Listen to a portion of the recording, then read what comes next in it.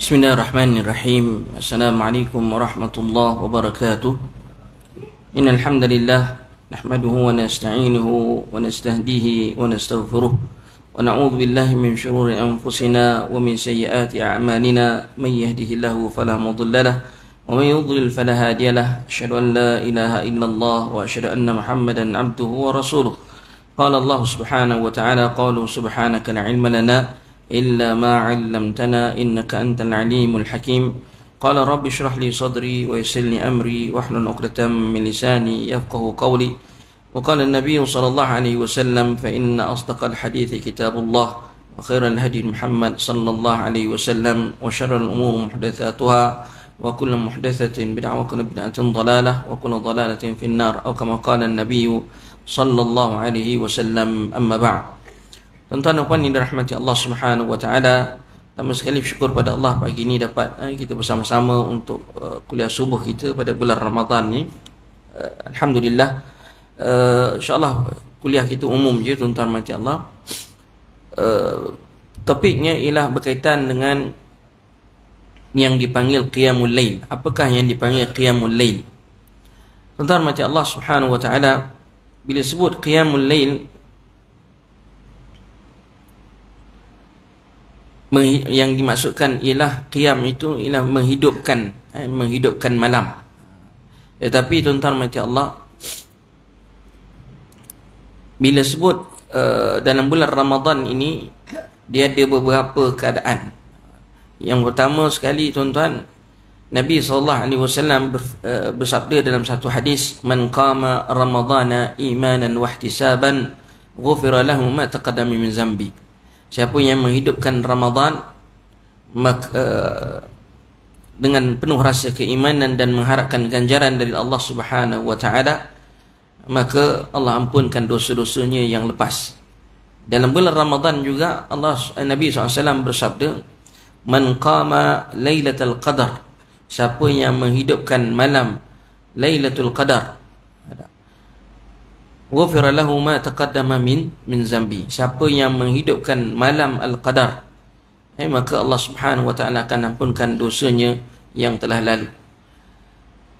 Cumanya tuan-tuan mati Allah, dalam hadis tadi, man qama Lailatul Qadar imanan wa ihtisaban, siapa yang menghidupkan malam Lailatul Qadar dengan penuh rasa keimanan dan ihtisab, mengharapkan ganjaran dari Allah, maka orang itu diampunkan dosa yang telah lalu. Yang mana kita akan masuk tak lama lagi, beberapa hari lagi, atau 5 hari atau 6 hari lagi, 5 hari lagi, masuk hari ni 6 lah, 6 hari lagi kita akan masuk 10 malam yang terakhir untuk kita mencari malam Al-Qadar. Bulan Ramadan khususnya, bila kita katakan qiyamul lail, ada beberapa peringkat. Yang pertama, qiyamul lail keseluruhan malam, menghidupkan keseluruhan malam. Bagaimanakah yang dikatakan menghidupkan keseluruhan malam pada bulan Ramadan? Ini terkhusus pada 10 malam yang terakhir. Para sahabat Nabi SAW, seperti mana yang disebutkan dalam hadis, bahawa Rasulullah SAW dikatakan ahyal laili kullahu, dia menghidupkan keseluruhan malam, 10 malam yang terakhir. Maknanya 10 malam terakhir ni Nabi SAW tidak tidur, dikatakan ahya lailah wa aiqaza ahlahu wa jadda wa shadda al-mi'zar. Kata Aisyah radhiyallahu anha dan Bukhari dan juga Muslim, Nabi apabila masuk saja 10 malam yang terakhir, Nabi akan menghidupkan malam. Bahkan dalam riwayat yang lain, Nabi menghidupkan keseluruhan malam. Wa aiqaza ahlahu, dan baginda juga mengejutkan anak bini dia, ahli keluarga dia. Wajadda wa shaddal mi'zar, makna ini adalah kiasan bahawa 10 malam yang terakhir ni dia tidaklah duduk atas katil, duduk bersama dengan isteri, dia tak ada, katakan 10 malam yang terakhir dia mencari malam yang dipanggil malam Al-Qadar. Jika kita mampu untuk kita, sebab itu 10 malam yang terakhir ni kita mampu i'tikaf, kita i'tikaf di masjid 10 malam yang terakhir. Tapi mungkin kita kebanyakan kita tidak mampu disebabkan kerja dan sebagainya. Di setengah-setengah negara 10 malam yang terakhir mereka dah start cuti. Ada start cuti untuk orang Islam mendapatkan keberkatan ataupun mendapatkan peluang untuk beriktikaf 10 malam yang terakhir. Tuan-tuan mati Allah Subhanahu wa taala, peringkat yang pertama yang dalam bulan Ramadan ni yang paling hebat sekali ialah qiyamul lail kullahu. Maknanya menghidupkan malam keseluruhannya, bermula daripada lepas isyak sampailah subuh. Sampailah subuh. Dengan nak buat apa Ustaz? Salatnya, baca Al-Qurannya, zikirnya, katakan. Antara yang utama ini 3 lah, katakan. Salat, tilawatul Quran dan zikir. Nabi SAW bila ditanyakan tentang macam manakah salat Nabi SAW, Nabi salat malam itu sebanyak 11 rakaat mengikut satu riwayat. Dan bila Nabi semayang 11 rakaat, macam Allah Subhanahu wa taala, para ulama menyatakan bahawa Nabi salatnya sangat panjang. Ketika Nabi menghidupkan malam 10 malam yang terakhir ni, salatnya panjang. Setiap satu rakaat makna pernah dinukilkan bahawa dalam riwayat yang lain Nabi pernah salat satu rakaat saja dihabiskan surah Al-Baqarah keseluruhannya. Tak habis surah Baqarah, surah Ali Imran. Habis surah Ali Imran, sambung lagi surah An-Nisa lagi. Itu kalau semayang kita begitu, tuan-tuan, macam Allah wallahu a'lam. Habis Baqarah saja dah 2 juzuk lebih. Sambung lagi dengan surah Ali Imran, sambung lagi dengan surah An-Nisa, katakan. Tak tahulah siapa yang tinggal. Saya silap imam pun tak ada. Imam pun tak mampu, tuan-tuan. Ada. Hilang suara. Jadi tuan-tuan mati Allah Subhanahu wa taala, tengok Nabi memang 10 malam yang terakhir diisikan dengan salat, dengan zikir, dengan doa, dengan ibadah-ibadah yang lain yang disyariatkan. Wallahu a'lam. Antara yang zikir yang Nabi ajar kepada kita ialah Allahumma innaka afuwun tuhibbul afwa fa'fu anni. Ya Allah, Kaulah yang Maha Pengampun lagi yang Maha Pengampun, suka memberikan keampunan, maka ampunilah dosa kami. Maka 10 malam yang terakhir diisikan dengan ibadat-ibadat yang masyru', yang disyariatkan, dan dibuat keseluruhan malam. Maksudnya malam tu memang terjaga, malam tu dia tak tidur, jaga sepanjang malam dengan ibadat. Bukan berjaga tu berborak berbual, tak, ataupun berlepak kat kedai mamak ke atau sebagainya. Ini dilakukan di masjid-masjid, itu lebih afdal. Wallahu a'lam. Kemudian tuan-tuan Allah Subhanahu wa taala, seterusnya dalam bulan Ramadan dan juga bulan-bulan yang lain, tidak termasuk 10 malam yang terakhir, atau dikatakan peringkat yang kedua dalam bulan Ramadan, khusus pada bulan Ramadan ni, ialah salat bersama dengan habiskan salat itu bersama dengan imam. Itu dipanggil qiyamul lail. Man qama ma'al imami hatta yansarifa kataballahu lahu qiyamul lailah. Ini kelebihan orang yang habiskan salat tarawihnya bersama dengan imam. Kata Rasulullah SAW, barang siapa yang semayangnya tadi habiskan salatnya bersama dengan imam sehingga imam tu pun selesai, dia pun selesai, kataballahu lahu qiyamul lailah, dituliskan baginya qiyam keseluruhan malam. Disebut kat sini lailah, dia tak panggil qiyamul lail, qiyamul lailah. Beza dalam bahasa Arab al-lail dengan lailah. Dia sebut lail merujuk sebahagian daripada malam, tapi kalau sebut lailah maka keseluruhan malam. Al-lailah tu ada huruf ta, di ujungnya, berbanding dengan lail. Lail tak ada huruf ta. Sebab tu dalam Al-Quran, inna anzalnahu fi lailatul qadar, sesungguhnya kami turunkan Al-Quran itu pada malam Al-Qadar. Lailah disebut lailah. Lailah ni merujuk kepada maghrib sampailah subuh, katakan. Tapi lail sebahagian saja. Tak. Jadi untung orang yang habiskan salatnya, kelebihan orang yang salatnya tarawih tadi khususnya habiskan bersama dengan imam, Nabi kata kataballahu lahu qiyamul lailah, dituliskan baginya seolah-olah dia telah menghidupkan semua malam. Jadi beruntunglah orang yang dapat salatnya habiskan bersama dengan imam. Tak. Kita kata bukanlah orang yang ialah kita tidak bukanlah nak orang yang misal kata dapat dibuat 8 kemudian keluar, alhamdulillah katakan. Kita tak tahu, mungkin ada urusan, mungkin besok dia nak bekerja dan sebagainya, katakan. Dia dapat buat 8 rakaat pun dah cukup baik dah, katakan. Bukanlah kata yang habiskan bersama dengan imam berbangga diri, memperkecilkan orang yang buat 8 rakaat atau sebagainya, tidak, katakan. Cuma apa yang saya boleh bagi kat sini, tuan-tuan rahmati Allah, ialah galakkan untuk kita habiskan salatnya bersama dengan imam, katakan, atas kelebihan yang Nabi SAW sebut. Lepas ada orang tanya, Ustaz, kalaulah masjid tu ada 2 imam, ada 2 imam, 8 rakaat, tukar imam baru, adakah dikira kalau 8 rakaat tu habis bersama dengan imam? Macam mana tuan-tuan? Secara logiknya ialah dihabiskan bersama dengan imam. Di sini tuan-tuan rahmati Allah, kata para ulama, dia kata wa illam yakun fa idza kana fil masjid imamani ahaduhuma yusalli tarawih aw al-lail awwal al-lail wal akhar yusalliha akhir al-lail fal aula lil 'abdi mutaba'atuhuma. Katakan sebaik-baiknya kalau ada 2 imam, kena ikut 2 imam lah. Kena ikut 2 imam. Baru dikatakan habis sembahyang bersama imam.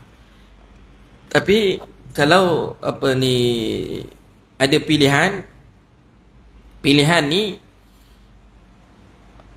ialah merujuk kepada tengok imam. Kalau dua-dua imam tu adalah salah satunya, dua-dua imam ni salah satunya adalah imam yang ratib, maknanya imam yang memang permanen kat surau, yang katakan, maka ikutlah imam yang ratib. Tapi kalau dua-dua imam import daripada luar, katakan, pilihlah yang mana yang awal ke yang akhir ke, wallahu a'lam. Yang terbaiknya habiskan kedua-duanya bersama dengan imam, walaupun imam kedua-dua solat tadi ataupun bilangannya berbeza-beza imam, walaupun begitu ambil jelah ikut je mana-mana tu, ikut je kedua-dua itu lebih afdal, wallahu a'lam. Kemudian yang ketiga, tuan-tuan, ada setengah orang macam tadi saya kata, dia tak dapat nak salat qiyam, dia tak dapat nak salat tarawih 8 rakaat pun tak dapat, Ustaz. Salat 20 pun tak dapat, 8 pun tak dapat, witir pun tak dapat nak buat. Maka tuan-tuan mati Allah Subhanahu wa taala, peringkat yang ketiga, dia cuba semampu mungkin salat sunat 4 rakaat selepas isyak. Salat sunat ba'diyah. Salat sunat ba'diyah lepas isyak.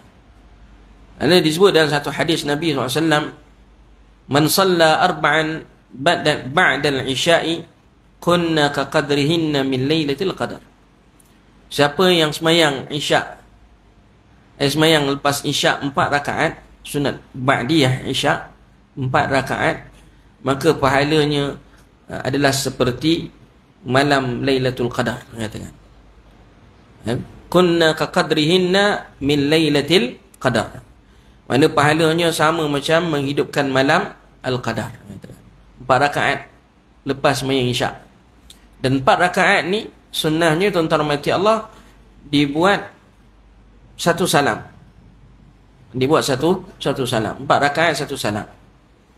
Seperti mana riwayat dalam satu hadis Nabi SAW diriwayatkan oleh Imam Ibn Abi Shaybah rahimahullahu ta'ala daripada Abdullah bin Mas'ud, qala man salla arba'an ba'da al-isya'i la yafsil bainahunna bitaslimi, dia kata adal uddilna bimithlihinna min lailatul qadar.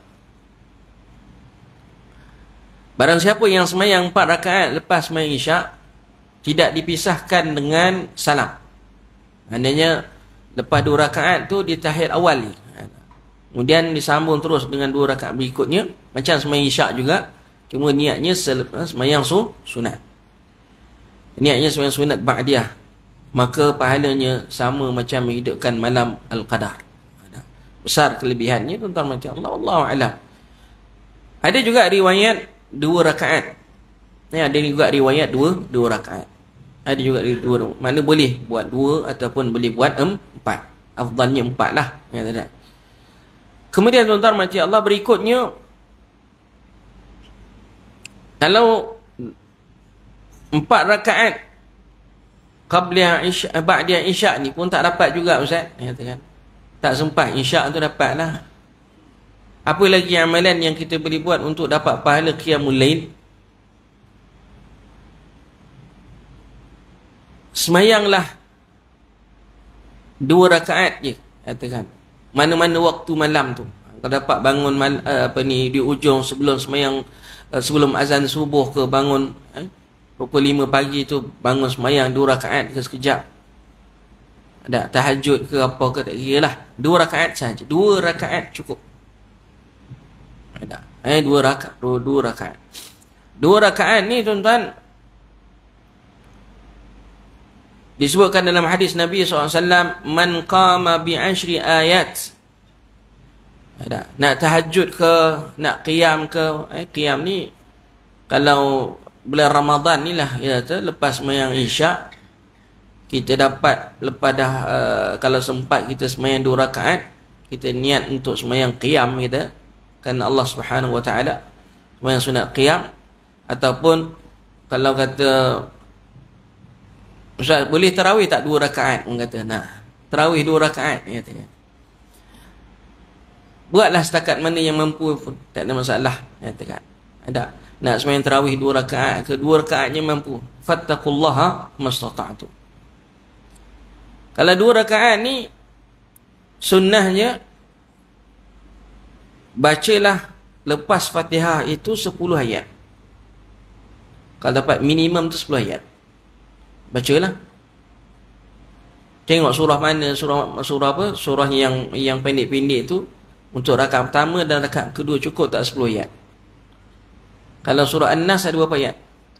Qul a'udzu birabbin nas, malikin nas, ilahin nas, min syarril waswasil khannas, alladzi yuwaswisu fi sudurin nas, minal jinnati wan nas. Ada 6 ayat. Ada. Qul a'udzu birabbil falaq, lebih kurang juga. Qul a'udzu birabbil falaq, min syarri ma khalaq, min syarri ghasiqin, min syarri nafas, min syarri hasidin. Ada 5. So, lebih kurang dalam 10 ke 11 ayat, katakan. Sunatnya baca lepas surah itu, lepas surah Fatihah, kedua-dua rakaat, kalau boleh jangan kurang daripada 10 ayat. Ambil je ayat-ayat lazim.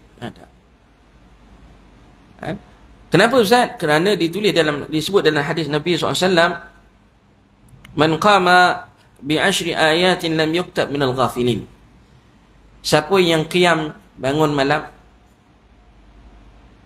semayang 2 rakaat, lalu dibacakan dalam solat ni tadi 10 ayat. Lepas Fatihah dia baca 10 ayat. Fatihah tak masuk. Jangan kirakan Fatihah sekali. Fatihah tak masuk maksud hadis ni. Yang dimasukkan hadis ini ialah lepas Fatihah 10 ayat. Maka kata Nabi SAW, lam yuktab minal ghafilin. Maka orang itu tidak ditulis tergolong di kalangan orang-orang yang ghafil. Ada orang-orang yang apa dia panggil dalam bahasa Melayu? Al-ghafil ini orang yang kata lupa pula perkataan. Yang leka, yang lalai. Ada. Dan di sana ada juga kelebihan lain lah. Kalau mampu baca 100 ayat, baca 1000 ayat, so, semua ada kelebihannya dalam hadis sahih nama Allah Subhanahu wa taala. Cuma kita dapatkan yang kecil, yang bilangan yang mudah, iaitu 10 ayat ni pun dah mencukupi. Ada. Kalau tak mampu buat yang lain tadi, ada. Kalau 20 rakaat, tadi kita atas semayang tarawihnya 20 rakaat, ada yang buat 8 rakaat, katakan witirnya buat 3, itu yang paling baik lah, kata tak. Tapi kalau tak mampu, cukup dapat buat 2 rakaat. Dan bacaannya tuan-tuan mati Allah Subhanahu wa taala dibaca paling minimum 10 ayat. Kalau tuan-tuan dan ustaz, apa kelebihan kalau baca 100 ayat? Disebut juga dalam riwayat, man qama bi mi'ati ayah kutiba minal qanitin, wa man qara'a bi alfi ayah kutiba minal muqantarin. Al-qanitin, barang siapa yang berqiyam dengan baca 100 ayat, dituliskan orang itu di kalangan orang-orang yang memanjangkan qiyamnya dalam solat malam. Kalau baca 1000 ayat, dituliskan baginya pahala yang sangat-sangat banyak. Al-muqantirin atau muqantarin ahlal ujuril azimah, ahli orang yang mendapat ganjaran yang besar, katakan. Makanya tuan-tuan rahmati Allah, ini adalah peringkat yang keempat. Yang seterusnya, tak mampu juga ustaz, nak salat tu malam tak mampu, kata tak. Cuba buat yang lain pula, iaitu membaca 2 ayat yang terakhir daripada surah Al-Baqarah. Amanar Rasulu bima, sampailah habis ayat. Kerana disebut dalam satu hadis Nabi SAW, man qara'a bil ayataini min akhir surah Al-Baqarah fi lailatin kafatahu. Siapa yang membaca 2 ayat pada akhir surah Al-Baqarah, maka pada malam hari, dia tak kira sebelum tidur ke malam hari, as long as malam, fi lailatin, malam mula maghrib sampailah subuh, tu malam. Jadi dibaca waktu malam, tak kira mana-mana waktu, lepas maghrib ke, lepas isyak ke, tengah malam, pukul 12, sebelum subuh ke, as long as masih lagi dalam malam, maka cukup baginya. Kafatahu, apa makna kafatahu? Imam Ibn Hajar Al-Asqalani rahimahullahu ta'ala nyatakan bahawa ada 7 pandangan ulama berkaitan dengan makna kafatahu, cukup kedua-duanya baginya. Antaranya disebut ialah ajza'ata anhu an qiyamil lail bil Quran, maka cukup baginya qiyamul lail itu dengan Al-Quran. Maknanya dapat pahala lah, dapat pahala qiyamul lail. Ini bacaannya ialah membaca 2 ayat terakhir daripada surah Al-Baqarah pada waktu malam. Masa majoriti hafal ayat ni, kata amanar Rasulu bima, cuma nak jadikan dia amalan wirid setiap malam, katakan. Ada sebelum tidur ke, selepas tidur ke, yang penting masih lagi dalam waktu malam. Wallahu a'lam. Tak hafal ustaz ayat ni? Oh, tak hafal juga, katakan. Ada lagi tak untuk dapatkan pahala qiyamul lail, katakan? Ada juga lagi yang berikutnya, ialah sembahyang isyak dan subuh berjamaah. Sembahyanglah isyak berjamaah, subuh berjamaah. Disebut dalam satu hadis Nabi SAW, diriwayatkan oleh Imam Muslim, man sallal isya'a fi jama'atin, siapa sembahyang isyak berjamaah, maka seolah-olah dia telah menghidupkan separuh daripada malam. Man salla subha fi jama'atin, barang siapa yang sembahyang subuh pula berjamaah, maka dia seolah-olah dia telah menghidupkan malam keseluruhannya. Maksud hadis ini ialah untuk mendapatkan pahala qiyamul lail keseluruhannya, hendaklah dilakukan solat maghrib, solat isyak dan subuh tadi secara berjamaah. Tak. Lepas tu dia sebut, ulama sebut, wal muradu ada'u salataini jama'atan fil masjid. Selelahnya salat berjamaah tadi di masjid lah. Allahu a'lam. Bukan maksud hadis ni pula dia jaga salat subuh je berjamaah. Sebab dia kata, tengok Ustaz, hadis tu kan Nabi kata siapa yang sembahyang subuh berjamaah, maka dia telah menghidupkan keseluruhan malam. Yang ni dia faham zahir apa ni hadis katakan. Dia tak tengok apa yang ulama bahaskan dalam hadis ni. Dalam hadis ulama sebut syarah hadis ni bukan maksud hadis ini sembahyang lihalih, maknanya sembahyang maghrib, sembahyang isyak saja atau sembahyang subuh. Kalau nak dapatkan keseluruhan malam itu, dia kena sembahyang isyak berjamaah, subuh berjamaah, barulah dia dapat keseluruhan. Kalau dia sembahyang isyak saja berjamaah, subuh tidak berjamaah, maka dia hanya dapat separuh saja. Kalau dia sembahyang subuh berjamaah, isyak tidak berjamaah, maka dia dapat separuh saja. Kalau dia dapat dua-dua, isyak dengan subuh berjamaah di masjid, maka dia akan dapat pahala qiyamul lail keseluruhannya.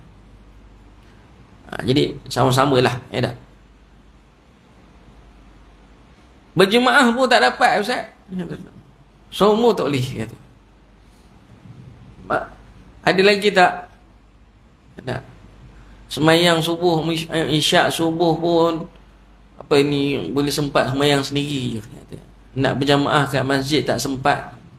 Ada lagi ke Ustaz yang dapat pahala berjamaah, yang nak dapat pahala qiyam? Tuan-tuan macam Allah Subhanahu wa taala. Ni yang terakhir lah. Kalau tanya lagi lepas ni tak ada lah. Ni yang terakhir, kata.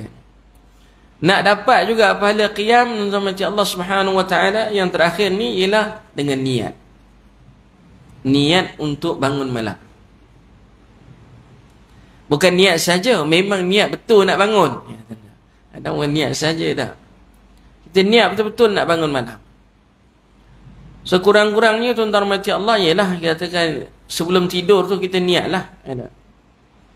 Nabi SAW bersabda dalam satu hadis, man ata firashahu, siapa yang ialah nak tidur, wa huwa yanwi an yaquma yusalli min al-lail, dan sebelum tidur tu dia berniatlah dalam hatinya ni kan malam nak bangun, nak qiyam.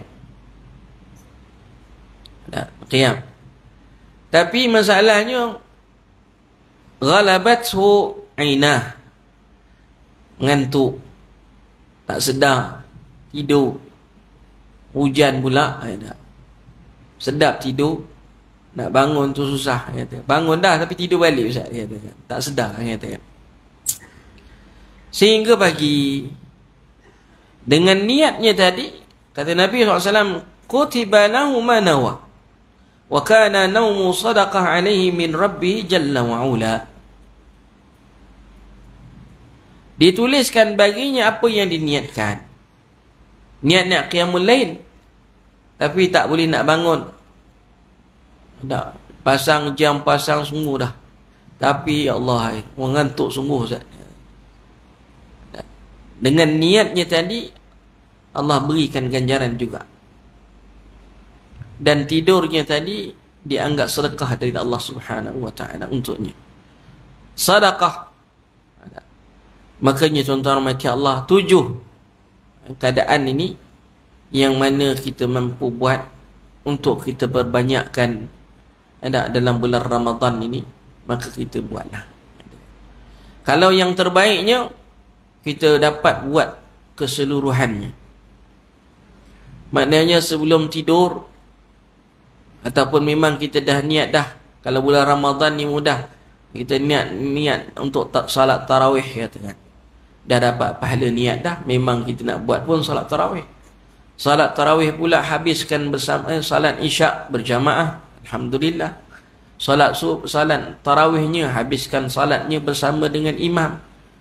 Ada bacaan imam tadi pun berapa, mungkin mencecah sampai, kalau sampai 100 ayat dapat pahala lagi, katakan. Kemudiannya tuan-tuan rahmati Allah, dapat salat isyak berjamaah dengan subuh berjamaah lagi. Tambah lagi subuh berjamaah, dapat lagi baca 2 ayat terakhir daripada suratil Baqarah. Maka berganda-gandalah pahalanya, tuan-tuan rahmati Allah, untuk kita dapatkan pahala qiyamul lail.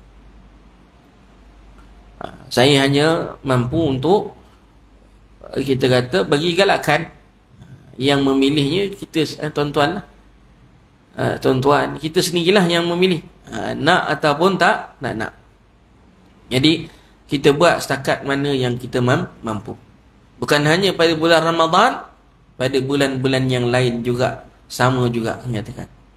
Yang mana kita mampu buat, paling tidak pun tuan-tuan mati Allah, setiap hari kita dapat qiyamul lail. Bolehlah pilih yang mana yang satu daripada 7 tadi ada yang kita mampu buat. Kecuali yang pertama lah. Yang pertama tu hanya khusus pada 10 malam yang terakhir sahaja. Ada 6 lagi lah pilihan ada tu, kita boleh buat dalam hari-hari biasa katakan. Wallahu a'lam. Tuan-tuan mati Allah Subhanahu wa taala. Ada satu masalah lain habis berkaitan dengan qiyamul lail itu. Ada satu masalah lain yang kita kata ramai juga orang tertanya-tanya soalan ni, iaitu puasa lebih daripada 30 hari dia katakan. Macam saya baru balik daripada umrah baru ni Saudi, puasa awal sehari. Siapa yang ada, saya ada jumpa seorang orang Bandar Puteri, dia pergi DIY, tersempak kat depan pintu lift. Tak tahu dia pergi umrah, dia jumpa dekat Taif katakan. Mana adalah orang yang pergi umrah dan sebagainya tu, ramai yang pergi umrah bulan Ramadan ni, pada awal Ramadan, awal puasa dekat sana. Jadi jumlah puasanya akan lebih daripada sehari. Kalau tuan-tuan dah 15 hari, hari ni hari yang ke-15, macam saya dah 16. Kerana puasa lebih sehari. Bagi tu orang puasa hari Sabtu. Macam juga yang mana pergi ke Indonesia. Dia pergi ke Indonesia hari Jumaat, hari Sabtu dah start puasa. Maknanya dia puasa sehari awal. Persoalannya, bila dia balik Malaysia macam ni, dia lebihlah sehari. Kalaulah Malaysia beraya puasanya 29 hari, tak ada isu. Tapi kalau puasanya di Malaysia ni lebih sehari, maknanya mencecah sampai 30 hari. Kita jangka raya je Sabtu atau Ahad kan? Tak Ahad Isnin. Isnin Selasa? Isnin? Wallahu a'lam. Kalau jangkaannya tadi kan kita 30 hari katakan. Kita puasa 30 hari. Kalau saya dah puasa 31 hari. Maknanya dalam cuma persoalannya dalam fiqh, sebulan puasa itu hanya 29 atau 30 saja. Dia tak lebih daripada itu. Tidak ada lebih daripada itu. Maka fatwa yang dikeluarkan di Malaysia berdasarkan pandangan ulama dalam mazhab Syafi'i, orang yang berada pada dalam negara yang kurang daripada hari puasanya, dia kena juga berpuasa, tetapi bukanlah puasa wajib. Dia tak boleh niat puasa Ramadan dah, dia niat puasa sunat je katakan. Dan puasanya tadi adalah untuk menghormati orang lain katakan, yang sedang berpuasa. Kalau dia tak puasa hari itu pun dia tak perlu kena qada, sebab puasa pada hak ni adalah sunat. Dan dia bukannya puasa yang wajib. Jadi rayanya semuanya kena ikut seperti mana tempat setempat itu. Kalau kita raya hari Senin, kena raya hari Senin, dia tak boleh raya seorang-seorang hari Ahad. Nak. Jangan pergi raya buat hari Ahad, takbir raya hari Ahad ni katakan. Jangan buat pasal ni katanya. Jadi dia kena hari raya juga. Sama kalau hari Senin lah. Salat hari raya pun hari Senin. Walaupun pada haknya dah lebih daripada 30 hari.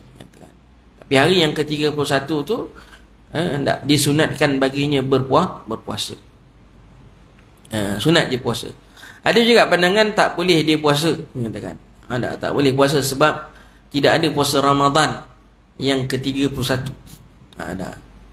Wallahu a'lam. Itu tapi yang dah difatwakan dekat Malaysia, hendaklah dia berpuasa pada hari tersebut bagi menghormati orang-orang yang lain. Sama juga keadaannya bila orang pergi sambut raya kat sana, dekat Arab Saudi. Kalau kita berpuasa kat Malaysia, sambut rayanya dekat Saudi. Dia pergi 10 akhir sampai lahir raya. Sampai malam raya, besok raya baru balik Malaysia. Dia sempat sembahyang raya kat sana, petang pun naik kapal terbang balik Malaysia. Katalah dia, kalau Saudi 29, dia baru 28.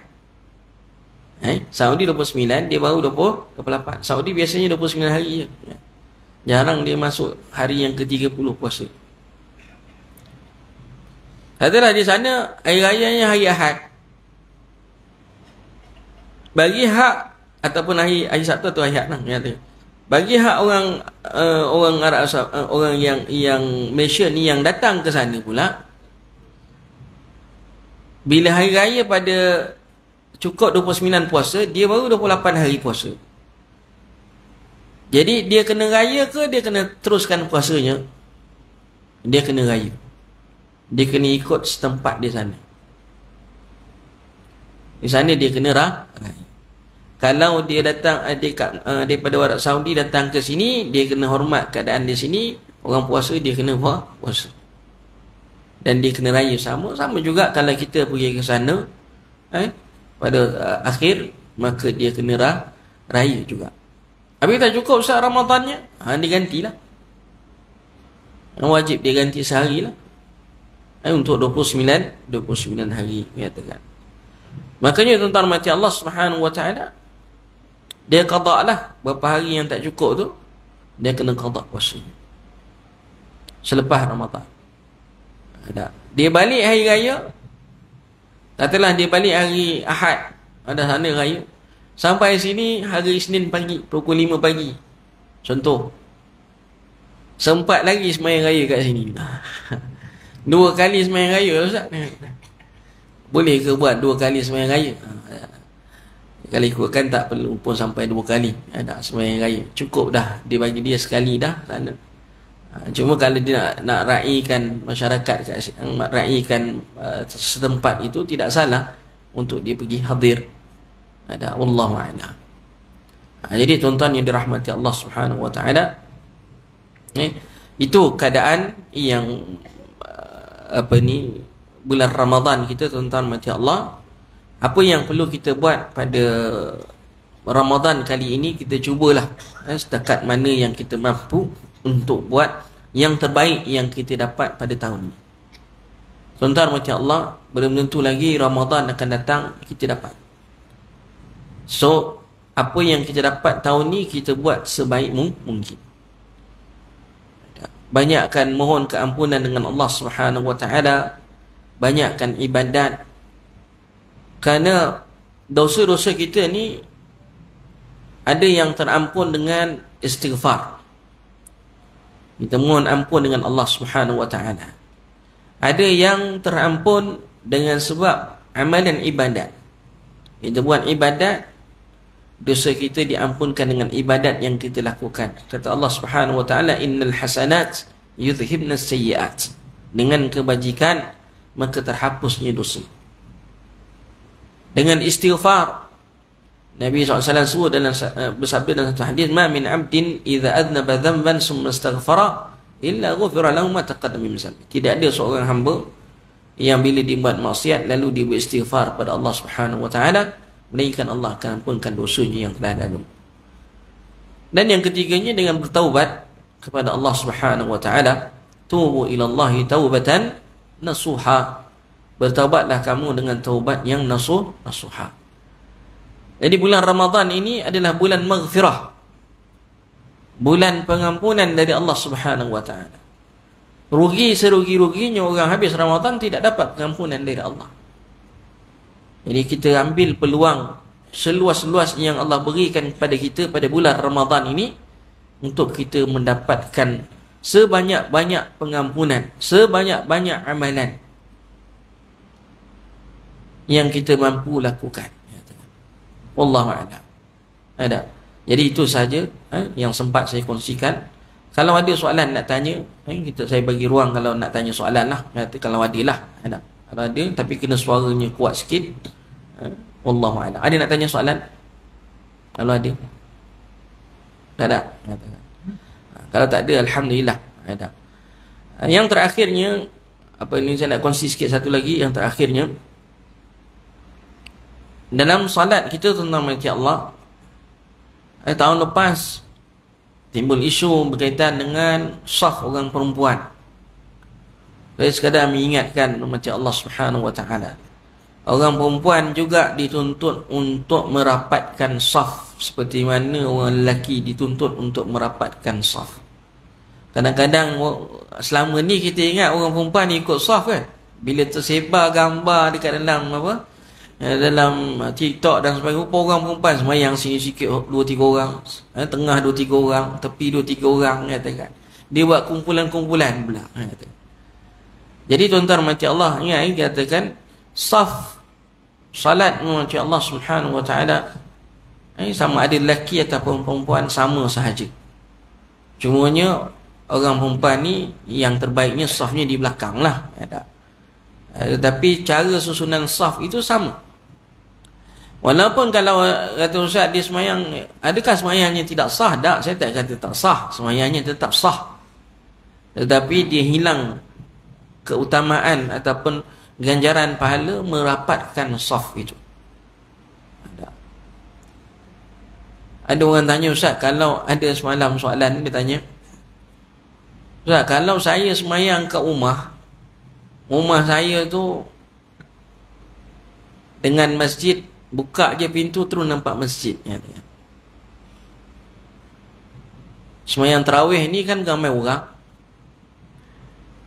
Jadi boleh tak dia semayang kat rumah je, dia buka pintu sliding, dia semayang kat rumah.